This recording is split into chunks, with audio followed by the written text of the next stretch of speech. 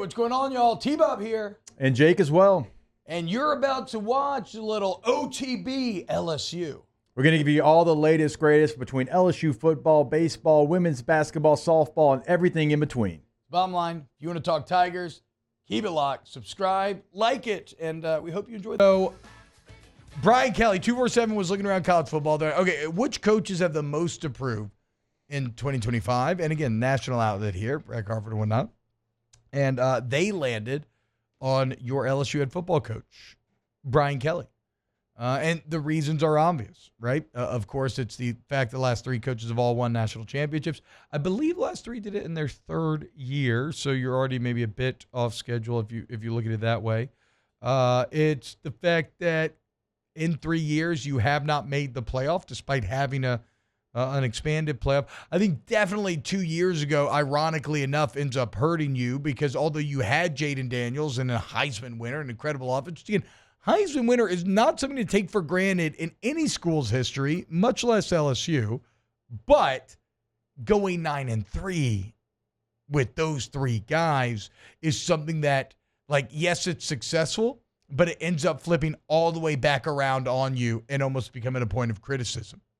And so, yeah, you haven't really competed for championships. And this offseason, now you've recruited well. In this offseason, you signed the #1 portal class in the entire country. You invest way heavily than you ever have. And so, yeah, look, I mean, Jake, I know I'm being a bit wordy here, but bottom line, I agree with 247. And I think it dovetails with, and it's good instincts on them because I think, we talk about it so much here locally, and it dovetails with what we've been saying, which is like if they can't compete, and I don't need a national championship. It's not national championship or bust. You got to make the playoff. You have to make the playoff. And if you do not with this team, then I will never expect you to again. Like I will officially adjust my ceiling to a point where I don't think that you will, and I'll just prepare to be pleasantly surprised or hopefully be pleasantly surprised. Yeah, I think in this conversation we could go conference by conference and we could pick maybe a coach that has a lot of expectation, has some pressure to do something more than they've done in the past. Like even a James Franklin at Penn State, you could put him in that conversation. He made the semifinals last year, but now they want the next step. They want him to go win a national championship. Ryan Day, that was kind of always a conversation. Dan Lanning will probably start to feel some of that. No matter how good you are, what are you going to do to take that next step until you win a championship? And, in the SEC alone, you could go to a Hugh Freeze.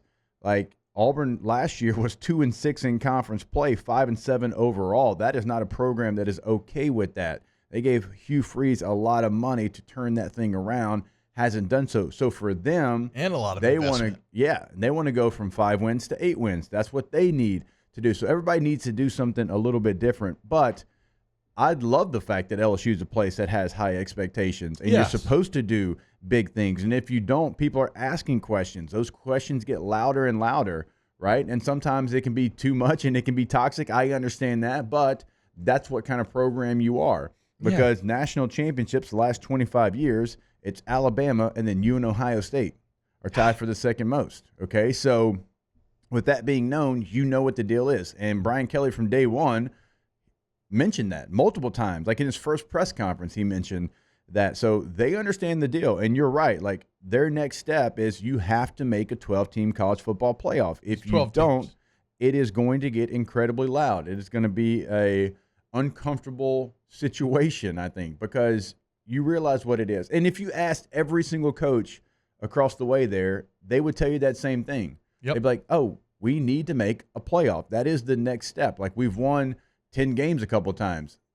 That is not going to be good enough in this season. You have to go play a postseason game with a championship on the line. And, ESPN.com put out an article about, for the top 25, but really the top 10, like games that are going to be kind of the difference maker games. And for LSU, it was the opener. I know. It was the first game of the year. Now, for a lot of people, it was not. Like even teams, Notre Dame opens up against Miami. That wasn't their game. Ohio State opens up with Texas. That wasn't their game, or either one of them, Ohio State or Texas. Now, Clemson wasn't LSU, but LSU's was Clemson. Yeah. Because you've lost your last 5. We know that. This staff has lost their last 3. And if you want to make the 12-team playoff, you have to win your opening game. Oof. You can't keep trying to play catch-up. You've done a nice job of playing catch-up the first 2 years. Last year, you almost did, but you fell short. Yeah. Because you take away any margin of error that you have for yourself when you lose the first one. Well, and it just, again, like we said yesterday, it comes at a time where you're probably running into the best Clemson team in, 4 years? 5 years. Looks like they may have good weapons again. Cade Klubnik going to be very good next year. Right there at Nussmeier on all the Heisman odds list. 2 All-American defensive linemen. They get Will Helt, one of the Big Ten's top pass rushers. Like, this new look LSU offensive line going to be tested. So, yes, I do believe that Brian Kelly has the most to prove next season. And I don't think that's a problem, right? I didn't come here to play school. Think about it, Jake. Like, when you used to play in these big games, I remember this was always a line that it was not fake, but it's one that I used to bring up a lot in interviews and whatnot, like in the run-up to a big game. Like, this is why you come here. You come here because you crave the stage. You crave the pressure.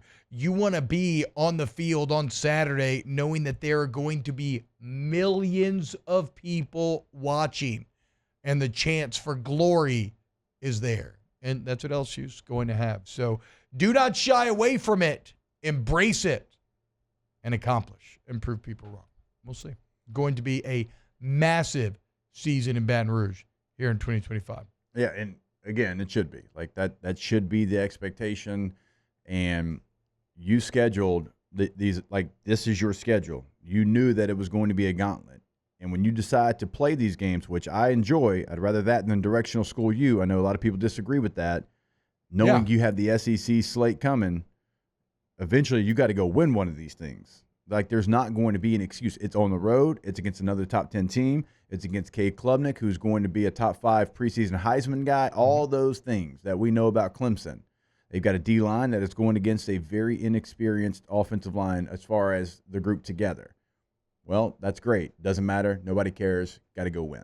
Wow, Jake, what incredible takes. I mean, those guys, they're just the best. I think so. And if you think so, again, hit the like button, subscribe, ring the bell so you get notifications when we post every single day here on OTB LSU.